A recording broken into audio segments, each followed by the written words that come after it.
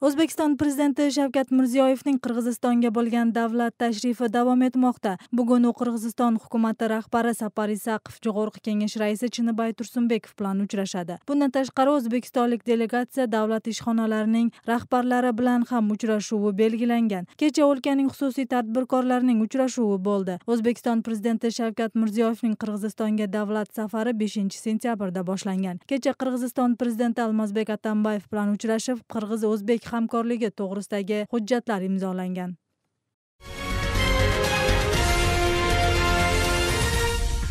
Ko'p yillik tarixiy aloqalar ikki o'lkaning o'rtasidagi do'stlik ko'priklarini qurdi. Ilk marotaba O'zbekiston Prezidenti Shavkat Mirziyoyev davlat ish safari bilan Qirg'izistonga tashrif buyurdi.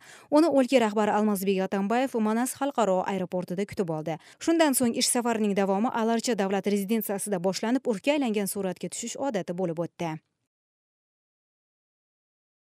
Qo'shni davlat rahbari oxirgi marotaba bundan 17 yil avval Qirg'izistonga kelgan. Shundan beri ikki tomonlama 130 ga yaqin kelishim imzolangani bilan tortishuvlarga sabab bo'lgan chegara muammo bo'yicha qolgan.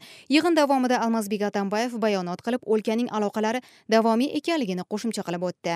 Sizden gelişinizde hurmatlı Shavkat Mirziyoyevich, menimcha Qirg'iz elida, O'zbek elida 25 yil kutdi-da, qachon shunday safar bo'ladi, qachon shunday jolg'ushi bo'ladi. Qachon shu bo'lib o'tgan masalalar chechiladi deb o'shondan sizlarga kelganingiz uchun cho'ng rahmat. Ayni damda qirg'iz-o'zbek chegarasining uzunligi 1378 kilometrni tashkil etib, uning 320 kilometr maydoni shu kunga qadar aniqlanmagan.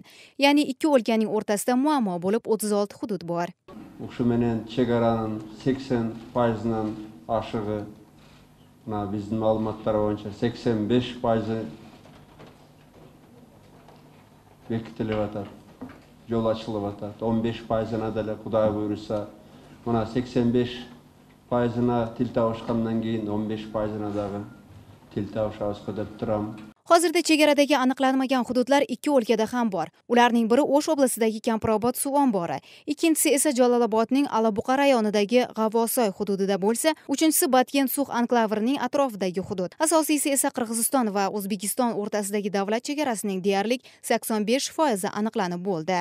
Albatta, mana hurmatli Almazbek Sharshenovich, men uchun juda qadrdon do'stim, Qirg'iziston prezidenti aytganlaridek, bu kunlarda biz juda ko'p mana shu ikki xalq kutuvdi. Shuning uchun bugun qarsaklar chalganda juda men bilasizmi, yuragimdan mana shu quvonch qarsaklari, quvonch istaklari, nimaga desangiz, bu katta xalqimizni orzu niyatlari edi. Qirg'iziston O'zbekiston chegarasining delimitatsiyasi deyarli 85% ga hal bo'ldi. Bu bo'yicha maxsus o'tish shartnomasi tayyorlandi.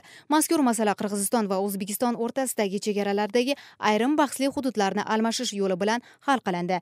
Tadbir davomida esa ikki o'lkaning bir qator ministrliklari hamkorlik hujjatlariga qo'l qo'yishdi. Unga ko'ra ikki tarafning savdo-sotiq, iqtisodiy jihatdan aloqalari mustahkamlandi. Buni prezident Almazbek Atambayev ham ta'kidlab, ushbu kun ikki o'lkaning tarixiy sahifalarida yozilib qolishini qo'shimcha qilib o'tdi.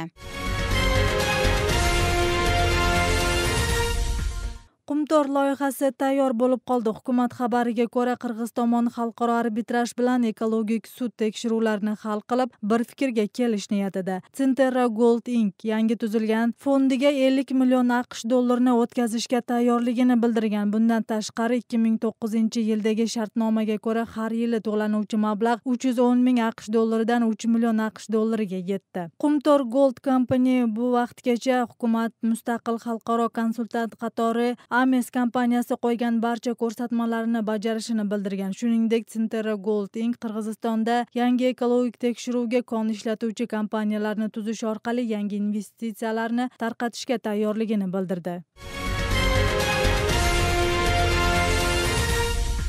Sobiq deputat Sadir Japarovning akasi Sabir Japarov oqlanib, sud zalidan ozod qilindi. Bunday qarorni 1-may rayon sudi chiqarganini Sadir Japarovning ayoli Aygul Japarova bildirdi. Uning aytishicha, o'g'li Rustam Japarov yaqin qarindoshi Ulan Usupov, Anarbek Beshebekov, Aydinbek Shamshiddin o'g'li Bayg'azi Qaziyev, Janibay Jenishbekov va Adilbek Isayev 1 yillik sinov muddati bilan 4 yilga shartli kesilishdi. Sud rossiyalik fuqarolar Qalibek Japarov, Abdumannab Begishev va Erlanbek Ozodbek Tag'ayevning har birini 4 yildan kuchaytirilgan qamoqda jazo o'tashi bo'yicha hukm chiqardi. Avval sudlangan Chingizxon Xo'jageldiyev 8 yilga kuchaytirilgan tartibdagi qamoqqa kesildi. Sobiq deputat Sadir Jabbarov bu yil 25-martda Qirg'iz-Qozoq chegarasida ushlanib, Milliy xavfsizlik davlat qo'mitasiga olib kelingan. Shu kuni Milliy xavfsizlik davlat qo'mitasi oldiga yig'ilgan uning tarafdorlari militsiya bilan to'qnashib, qo'lga olingan 100 ga yaqin kishining 12si qamalgan.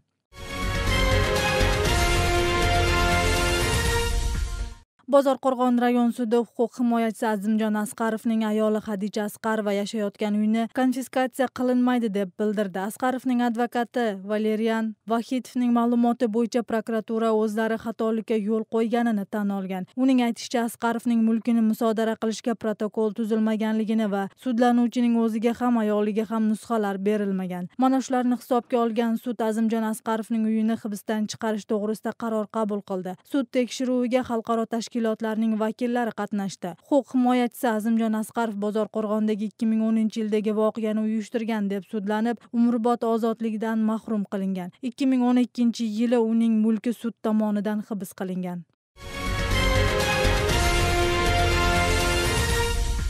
Bugun Bishkekning 1-may rayon sudi Jo'g'org'i Kengash deputati Aida Salyanovaning ishini ko'rishda davom etadi. 4-sentyabrda sud tekshiruv Salyanovaning advokati tushdan keyingi majlisga kelmagani sababli to'xtagan. Muxolifatchi siyosatchi Aida Salyanovaga 2010-yili yustitsiya ministri vazifasini bajargan vaqtda sobiq prezidentning o'g'li Maksim Bakiyevning hamkori Aleksey Yeliseyevning advokatlik litsenziyasini noqonuniy uzaytirgani va bu ishni yetarlicha tekshirmagan degan ayb qo'yilgan. U o'ziga qo'yilgan ayblarni inkor qilib, siyosiy ta'qib deb keladi.